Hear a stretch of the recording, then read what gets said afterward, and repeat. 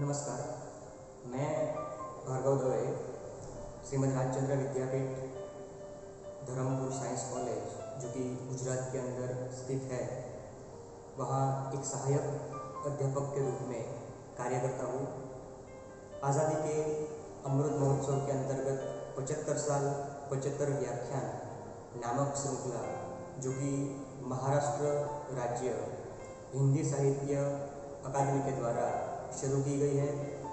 सबसे पहले मैं महाराष्ट्र राज्य हिंदी साहित्य अकादमी का आभारी हूँ और साथ ही साथ इस 75 साल 75 व्याख्यान की श्रृंखला के समन्वयक डॉक्टर मनीष मिश्रा जी का आभारी हूँ, जिन्होंने हमें यह व्याख्यान देने को आमंत्रित किया।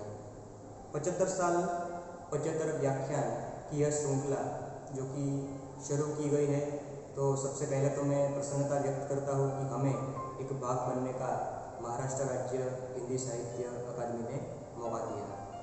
आज का हमारा जो विषय है वह है भारतीय संस्कृति, शिक्षा और विज्ञान।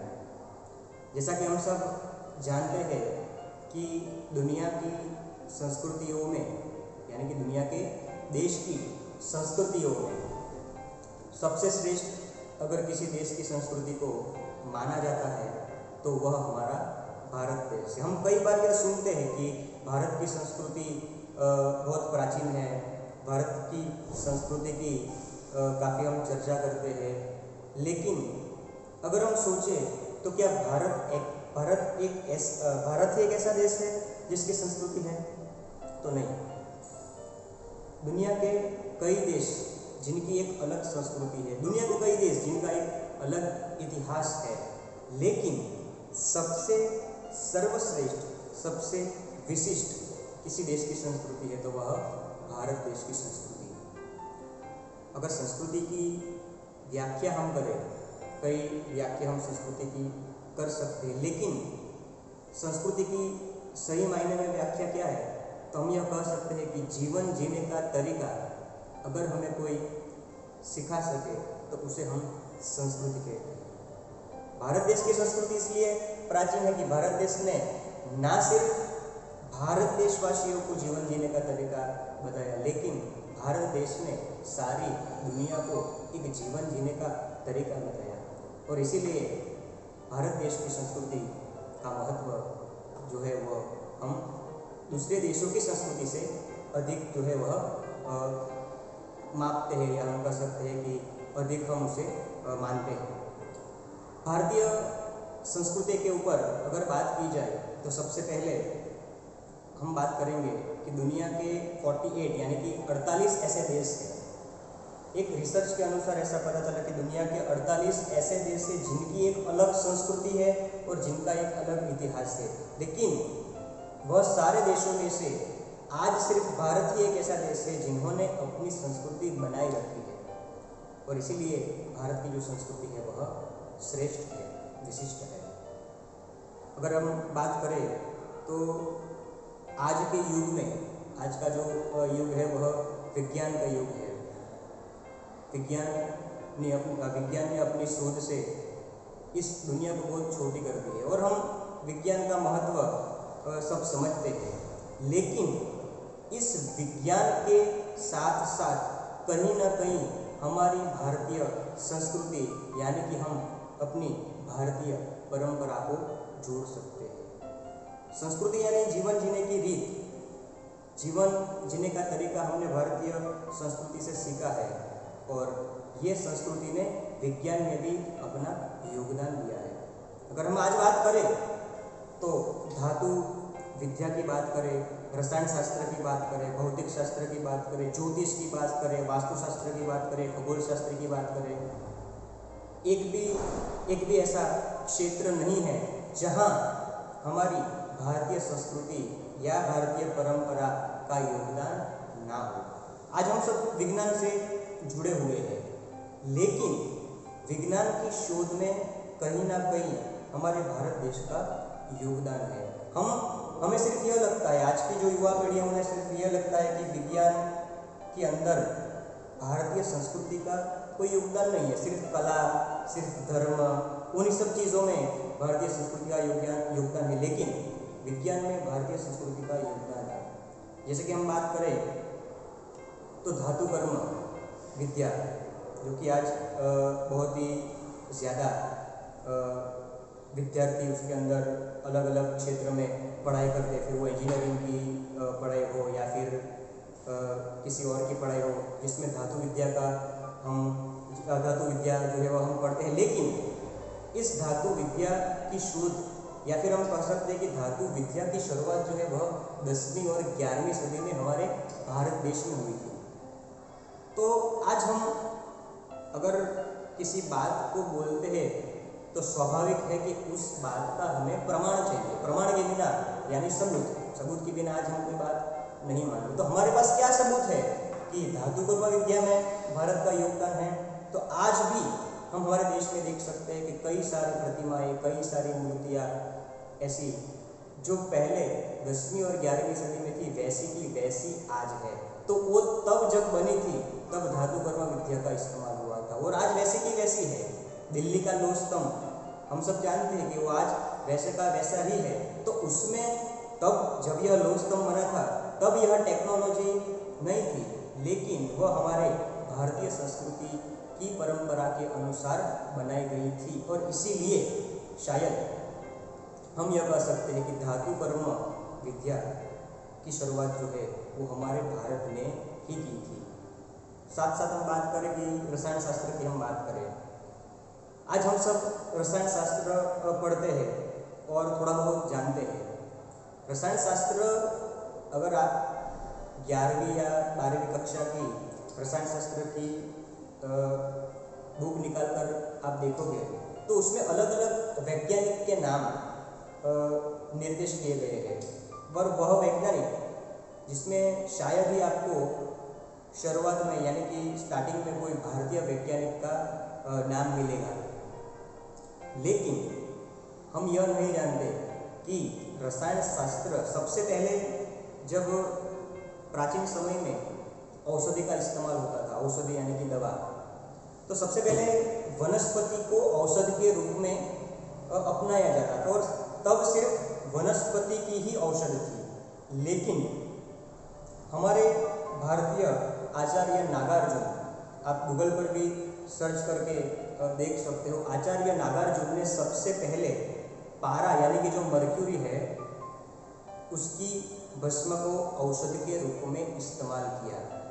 सबसे पहली औषध पारा यानी कि मर्क्यूरी की भस्म थी, जिसकी शोध किसने की? जिसकी शोध की हमारे भारतीय आचार्य नागार्जुन ने। साथ साथ हम यह पढ़ते हैं कि अणु, परमाणु, इन सबको व्याख्यायित किया गया है और हम यह पढ़ते हैं, रसायन शास्त्र में हमें यह पढ़ाया जाता है कि एटॉम जो शब्द है वह ग्रीक वर्ड है और सब ग्रीक साइंटिस्ट के हम नाम पढ़ते हैं। अगर आप देखोगे कि इतिहास परमाणु का क्या है तो आपको अलग अलग वैज्ञानिक के नाम मिलेंगे, जैसे कि डेमोक्रेट्स है, जॉन डाल्टन है, नील्स बोर है, जे थॉमसन है, रुथरफोर्ड है, ये सब वैज्ञानिक के आपको नाम मिलेंगे। उस वैज्ञानिक की लिस्ट में आपको कहीं भी आचार्य नागार्जुन का नाम नहीं मिलेगा, लेकिन जिसकी शोध की है, जिसने रासायनिक औषधि का इस्तेमाल करके रसायन शास्त्र में क्रांति लाने की शुरुआत की, वो हमारा भारतीय आचार्य नागार्जुन थे। लेकिन हम सब क्या पढ़ते हैं? हम यह भी पढ़ते भी यह है, हम पढ़ाते भी यह है, क्योंकि यह वर्णन जो है वो किसी बुक में नहीं किया गया है। आचार्य नागार्जुन जिन्होंने सबसे पहले एक पारा यानी कि भस्म को औषध, पारा की भस्म को औषध के रूप में इस्तेमाल किया।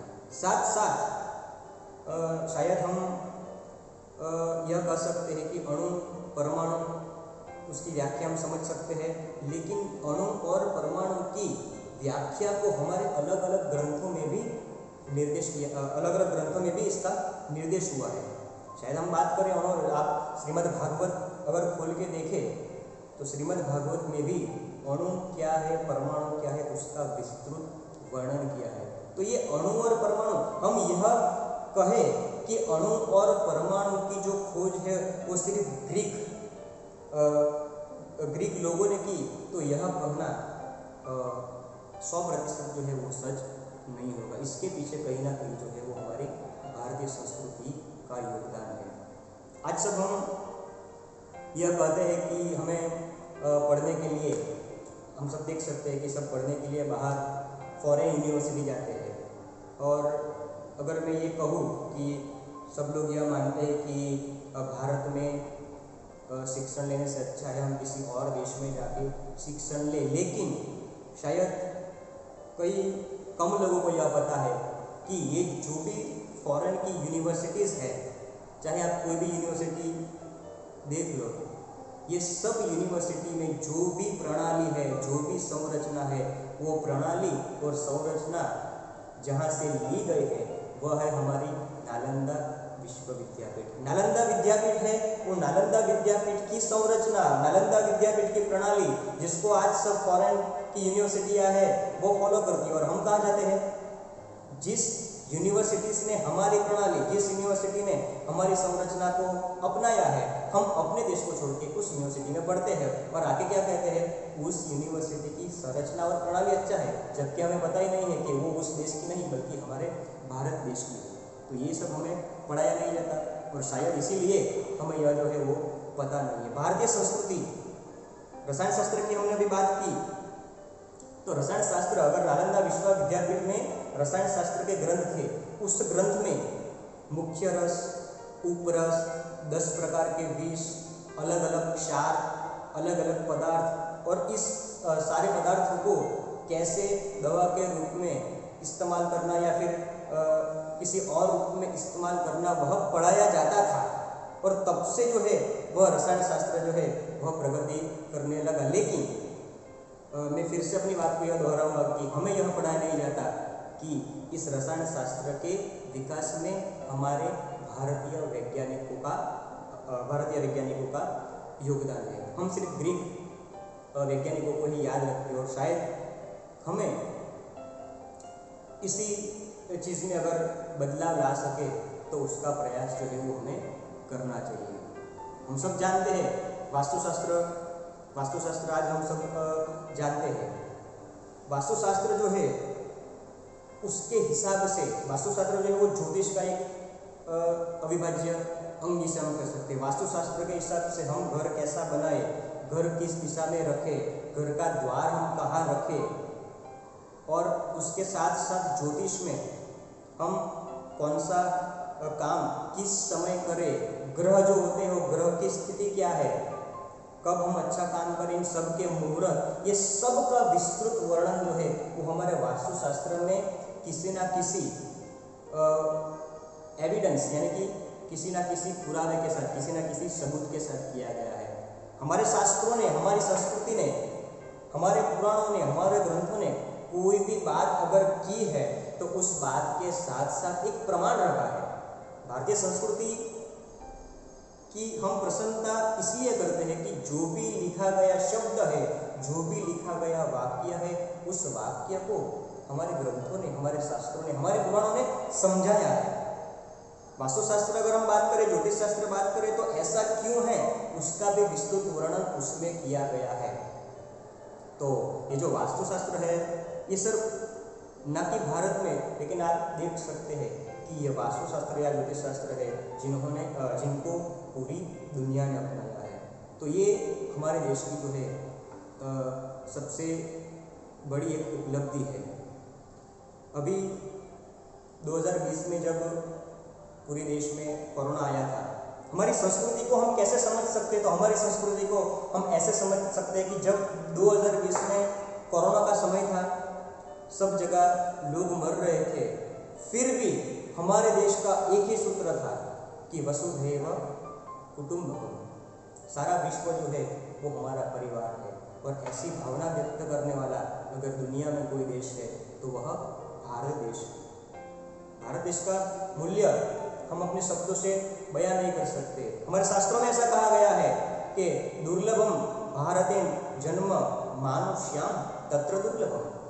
दुर्लभम भारतेन जन्म, भारत के अंदर जन्म मिलना वह दुर्लभ बात है।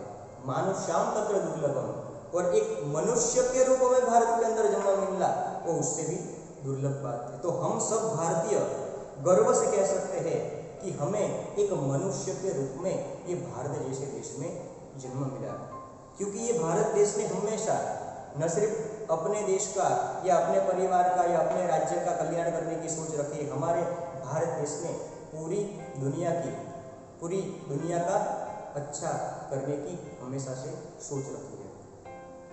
हम यह कह सकते हैं, हमारा देश कहता है, हमारे देश का यह सूत्र है कि सिर्फ मेरा ही नहीं, हमारे देश का यह सूत्र क्या है, अगर आप भारत की किसी अस्पताल में जाओ तो वहाँ एक वाक्य लिखा होगा, वो वाक्य क्या बयां करता है, हम यह कह सकते हैं कि हमारे भारत देश ने हमें यह सूत्र दिया कि ना सिर्फ मेरा कल्याण हो, ना मेरे परिवार का कल्याण हो, ना मेरे देश का कल्याण हो, बल्कि सारी दुनिया का कल्याण हो। सर्वे ना सुखिना संतु सर्वसिंधु निरामय, इस सूत्र को पूरी दुनिया को देने वाला, और उस सूत्र को हम कह सकते हैं, या स्लोगन को हम कह सकते हैं कि भारत ने न सिर्फ दिया है बल्कि भारत ने यह साबित भी किया है। सारी अस्पताल में अगर हम जाते हैं, हम सब जानते हैं कि अगर अस्पताल में कोई भी दर्दी यानी कि पेशेंट जो है वह जाएगा तो जो डॉक्टर लोग हैं उनकी अस्पताल चलेगी, लेकिन फिर भी अस्पताल के बाहर लिखा गया है कि सर्वे ना सुखिनः सन्तु सर्वे सन्तु निरामय सर्वे भद्राणि पश्यन्तु मा कश्चित् दुःखभाग् भवेत्। सबका कल्याण हो, ऐसी भावना व्यक्त करने वाला, ऐसी भावना रखने वाला अगर दुनिया में कोई देश है तो वह हमारा भारत देश है। तो यह भारतीय संस्कृति की अगर हम बात करें तो ज्योतिष शास्त्र हो, वास्तुशास्त्र हो, खगोल शास्त्र हो, रसायन शास्त्र हो, या फिर किसी भी क्षेत्र में अगर हम बात करें तो योगदान जो है वह भारतीय संस्कृति का था। बृहद संहिता में भी कई ऋषि मुनियों ने अपना योगदान दिया है। तो यह भारतीय संस्कृति, जिन लोगों ने भारतीय संस्कृति को माना है और अपनाया है, कई बार हम यह सुनते हैं कि अगर कोई युवान यह कहता है कि मैं ये सब चीज़ों में नहीं मानता, हम अक्सर देख सकते हैं। इस लेक्चर के माध्यम से मैं यह कहना चाहूँगा, मुझे पता नहीं कि यह लेक्चर जो है वो कितने लोग देख रहे होंगे, अगर कोई टीचर, कोई प्रोफेसर अगर ये लेक्चर देख रहा है तो एक बात हम यह जानते होंगे कि कई विद्यार्थी, कई युवान ऐसा कहते हैं कि मैं इन सब बातों में नहीं मानता। तो मैं सिर्फ यह कहना चाहूँगा कि आप किसी बात में मानो या ना मानो, आप किसी बात में मानो या ना मानो, आपकी मानसिकता क्या है वो कोई विषय ही नहीं है, लेकिन वास्तविकता क्या है वो जो है वो हमारा वास्तविकता क्या है वो मैटर करता है। यानी हम कह सकते हैं कि आपकी मानसिकता जो है वो वास्तविकता को नहीं बदल सकती। अगर आप नहीं मानते तो उसका मतलब वो नहीं कि वो बात नहीं है। मतलब मैं ये कहना चाहता हूँ कि युवान यह मानते कि नहीं, ये सब जो है वो ऐसा है, नहीं है, कोई प्रमाण नहीं है, कोई सबूत नहीं है, सबूत के बिना हम नहीं मानते हैं, लेकिन सबूत है। भारतीय संस्कृति के अंदर सब चीज़ के सबूत है। आप कोई भी चीज़ ले लीजिए।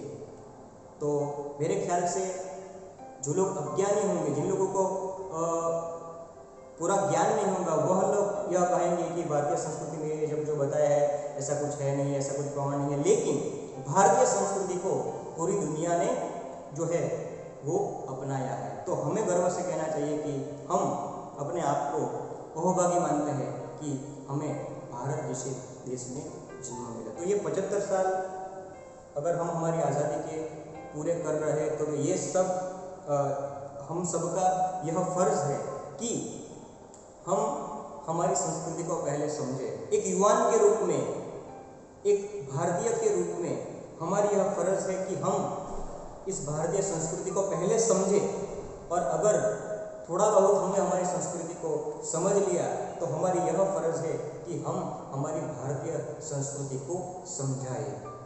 अगर हमने हमारी भारतीय संस्कृति को समझ लिया और समझा लिया तो शायद जो है वह हम सबका कल्याण इसी मार्ग के ऊपर होगा। तो हमारी संस्कृति के ऊपर हम जितना बोले उतना कम है, लेकिन भारतीय संस्कृति का महत्व पहले से ही विशेष था, अभी भी विशेष है, और आगे भी विशेष ही रहेगा।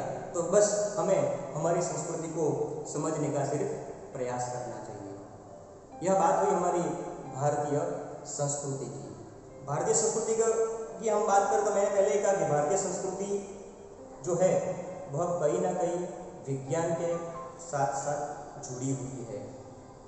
जहाँ विज्ञान की शोध खत्म होती है वहाँ से ही हमारी संस्कृति में ऋषि मुनियों के बताए गए सूत्र, ऋषि मुनियों के बताए गए जो स्लोगन है वो हम अगर पढ़े तो हम कह सकते हैं कि नहीं, हमारे ऋषि मुनियों ने पहले से ही ये सब कह रखा है। ये सब हम जानते हैं। जैसा कि हम सब जानते हैं कि मंगल ग्रह है, हम सब मंगल ग्रह के बारे में जानते हैं। कई ऐसी बातें हैं जिसका जो हम भारतीय संस्कृति और विज्ञान दोनों को ऐसे साथ में रख सके, यानी दोनों को हम ऐसे साथ में रख सके, यानी कि एक दूसरे से कैसे जुड़ी हुई है हमारी भारतीय संस्कृति और विज्ञान।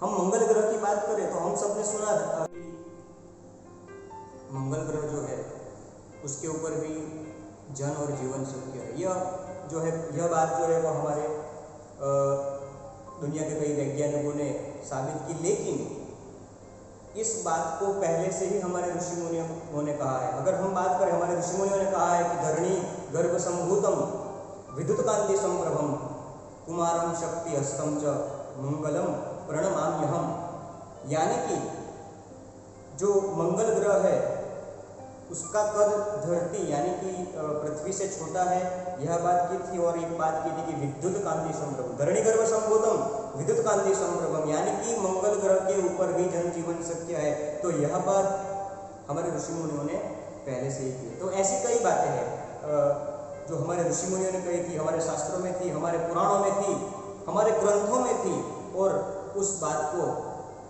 विज्ञान ने साबित किया, प्रूव किया। लेकिन कई ऐसी बात है जो हमारे पुराणों ने तो साबित कर दी है, लेकिन विज्ञान ने जो साबित नहीं की। और शायद हम जिस समय में आज हम रह रहे विज्ञान के साथ, हम सब जानते हैं आज का जो समय है वह टेक्नोलॉजी का समय है, लेकिन हमारा भारत देश, हमारी भारत देश की संस्कृति यह कहती है कि अगर आपको विकास के मार्ग के ऊपर जाना है, हमारा शास्त्र, हमारा पुराण, हमारी संस्कृति यह कहती है कि अगर आपको विकास के मार्ग के ऊपर जाना है तो विज्ञान के साथ साथ अध्यात्म का होना भी जरूरी है। विज्ञान के अंदर अगर अध्यात्म का समावेश होता है तो वह मार्ग कहलाता है विकास का मार्ग। लेकिन साथ साथ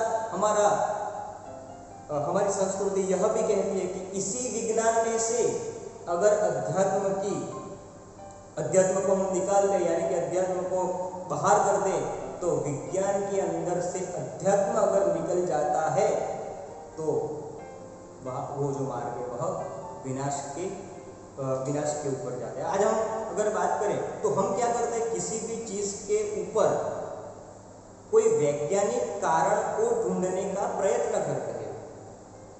अगर हम बात करें कि बचपन में हम सब ने पढ़ा था और यह पढ़ाया जाता है, हम सब पढ़ते कि बारिश कैसे होती है, तो हम सब क्या कहते हैं कि बारिश इसलिए होती है कि जो सूर्य, हमारा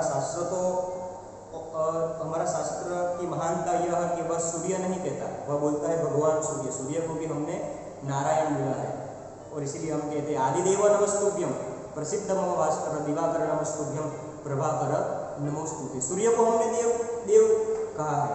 सूर्य की जो किरण है वह किसी नदी या फिर कोई ऐसी जगह के ऊपर पड़ते हैं वहाँ जल हो, उस जल जो है उस जल की स्टीम यानी कि वराल जिसे हम कहते हैं, बाष्प हम कहते हैं, वह बनती है उसके अंदर, और उसके बादल बनते हैं और बादल में से बारिश आती है। यह सामान्य जो है वो हमने पढ़ा है। विज्ञान यह कहता है कि बारिश गिरने की वजह यह है, लेकिन उसके बाद विज्ञान कुछ नहीं कहता। सूर्य के जो किरण आते हैं वो लाता है कौन, ऊपर जाके वो बादल बनाता है कौन, बादल में से बारिश गिराता है कौन, तो वो सब ये अगर हम इसे प्रक्रिया कहते तो ये एक प्रक्रिया है। तो ये प्रक्रिया कैसे होती है? तो हमारे विज्ञान ने कह दिया कि स्पॉन्टेनियस यानी कि स्वयंभू। अगर आप रसायन शास्त्र देखो या भौतिक शास्त्र देखो तो आपको हम ऐसा बोलते हैं कि यह प्रक्रिया है वो स्वयंभू है यानी कि स्पॉन्टेनियस है। तो क्या प्रक्रिया अपने आप हो जाती है? तो तब हमें मानना पड़ता है कि नहीं, यह प्रक्रिया ऐसे तो होती नहीं। तो अगर हम थोड़ा सा अध्यात्म इसके अंदर डालें तब हम यह कह सकते हैं और तब हम मानते हैं कि नहीं, इस दुनिया में जो भी चीज़ें हो रही है, या फिर हम यह कह सकते हैं कि इस दुनिया को चलाने वाला अगर कोई निराकार एक तत्व है और इसी तत्व को अलग अलग नाम दिया जिसे हम भगवान कहते हैं।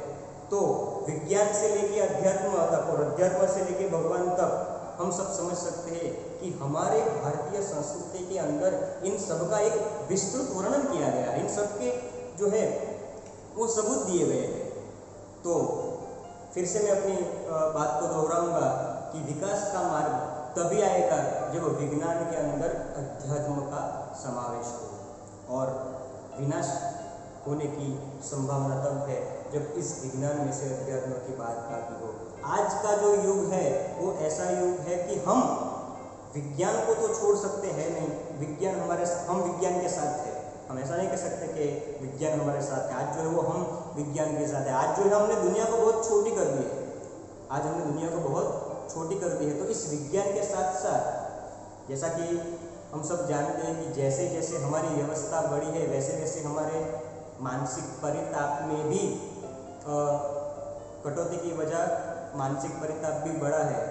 तो अगर उस वजह को हम ढूंढें और उस मानसिक परिताप को दूर करने का अगर कोई उपाय है तो वह उपाय हमारी भारतीय संस्कृति ने दिया है जिसे हम अध्यात्म कहते हैं।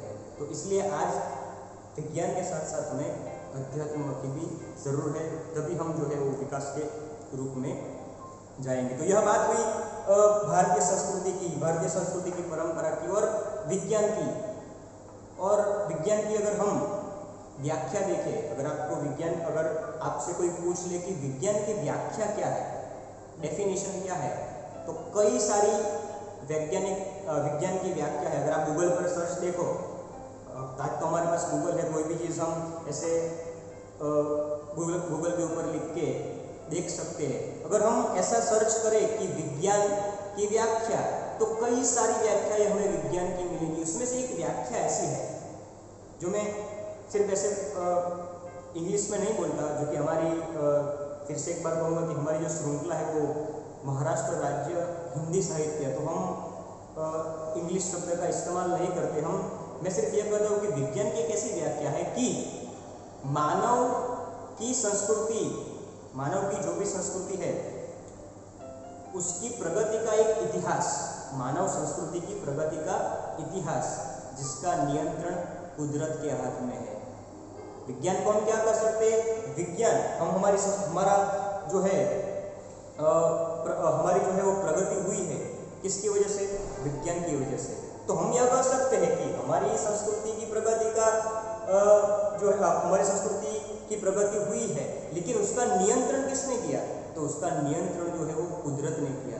इसलिए हम यह कह सकते हैं कि कोई भी वैज्ञानिक कारण अगर कोई भी वैज्ञानिक कारण हम ढूंढने जाए तो हमें अंत में यह मानना पड़ेगा कि नहीं, ये जो सब है वह शायद भगवान या शायद प्रभु या हम जो भी कहे उसके हाथ में है। क्योंकि विज्ञान जो है वो हमें क्या कहता है? विज्ञान हमें शुरुआत के जो भी कारण है वह हमें बताता है, मध्यस्थी जो भी कारण है वह हमें विज्ञान बताता है, लेकिन अंत के सब कारण हमें विज्ञान नहीं बताता है। अंत में आखिर में हमें ऐसा मानना पड़ता है कि ये जो सब किया उसके पीछे जो है वो हमारे प्रभु का या भगवान का हाथ है। इसीलिए भारतीय संस्कृति में इन सब चीज़ों को, अध्यात्म को महत्व दिया गया है।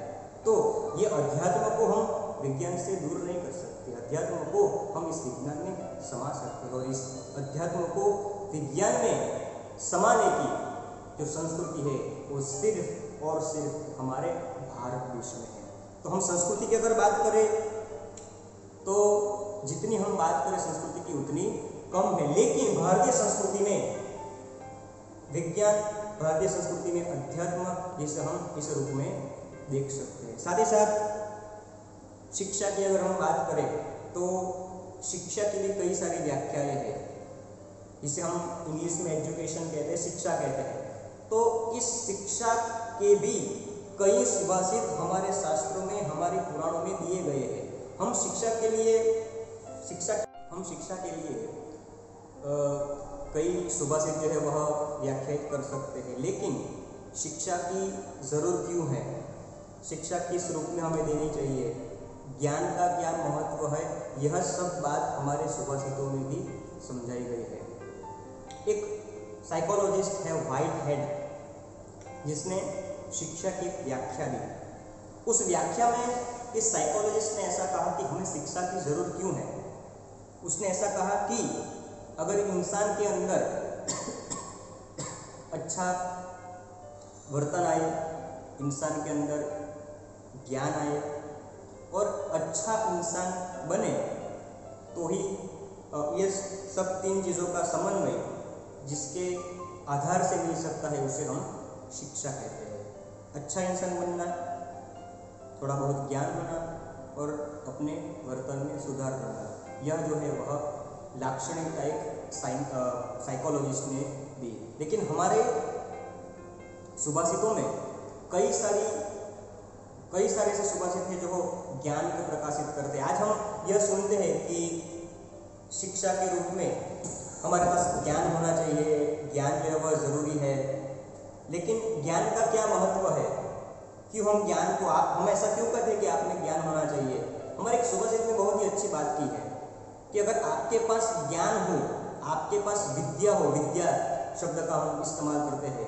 विद्या के बारे में हमारे सुभाषित में ऐसा कहा गया है कि न चोर चोर्यम न राजहार्यम न भातृभाज्यम न च भारकारी व्ययी कृते वर्धतो नित्यम विद्याधनम सर्वधन प्रधानम।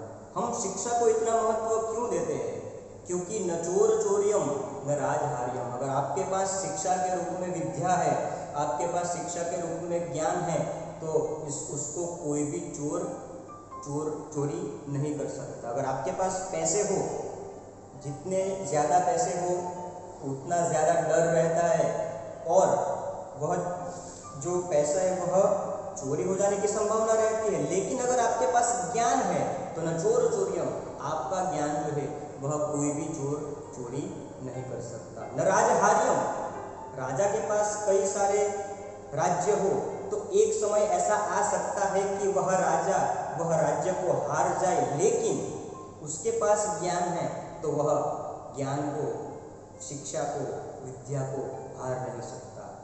न भातृभाज्यम न च भारकारी।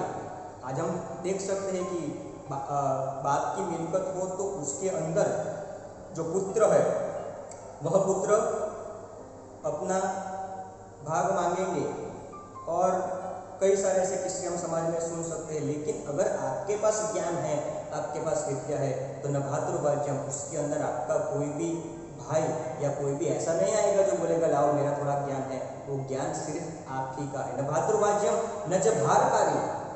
अगर आपके पास 1 रुपये का सिक्का भी हो तो उसका आपको वजन लगेगा, लेकिन अगर आपके पास ज्ञान है, आपके पास विद्या है, तो उसका वजन आपको नहीं लगेगा। न भातृभाज्यम न च भारकारी व्ययी कृते वर्धतो नित्यम। पैसा अगर हम खर्च करें तो स्वाभाविक सी बात है, पैसा जो है वह कम होता है। लेकिन अगर आपके पास विद्या है, आपके पास ज्ञान है, तो व्ययी कृते वर्धतो नित्यम। जितना आप उस ज्ञान को इस्तेमाल करोगे उतना ही वह ज्ञान में वृद्धि होगी, न ही कि उसकी कटौती होगी। इसलिए हम कहते हैं ना कि ज्ञान देने से बढ़ता है। और हम क्या कर सकते हैं कि विद्याधनम सर्वधनम व्ययी कृते वर्धतो नित्यम विद्याधनम सर्वधनम प्रधानम। इसीलिए सब धन में से अगर कोई प्रधान और महत्व का धन है तो वो हमारा विद्याधन है, यानी कि ज्ञान। तो ज्ञान की, विद्या की, इसलिए ज्ञान को हो या शिक्षा को हो या विद्या, हम जिस संदर्भ में बात कर रहे हैं वह एक ही है। तो इसका महत्व जो है वो हमारे सुभाषितों ने समझाया है। आज हम बात करें, अगर कई सारे टीचर्स प्रोफेसर्स कॉलेज में या स्कूल में ऐसे पढ़ाने जाते हैं तो वहाँ जो है वह विद्यार्थी होते हैं। तो हमें सिर्फ यह पता है कि विद्यार्थी का काम है पढ़ना और शिक्षक का काम है पढ़ाना, लेकिन कई सारी लाक्षणिकताएं शिक्षक की भी है और कई सारी लाक्षणिकताएं विद्यार्थी की भी है। हमारी भारतीय संस्कृति ने ऐसा कहा कि विद्यार्थी कैसा होना चाहिए, तो विद्यार्थी की कई सारी लाक्षणिकता दी, विद्यार्थी की कई सारी लाक्षणिकता दी। क्या लाक्षणिकता दी? तो हमारे शास्त्र में ऐसा कहा गया है कि एक विद्यार्थी कैसा होना चाहिए, तो विद्यार्थी की 5 लाक्षणिकता दी गई है।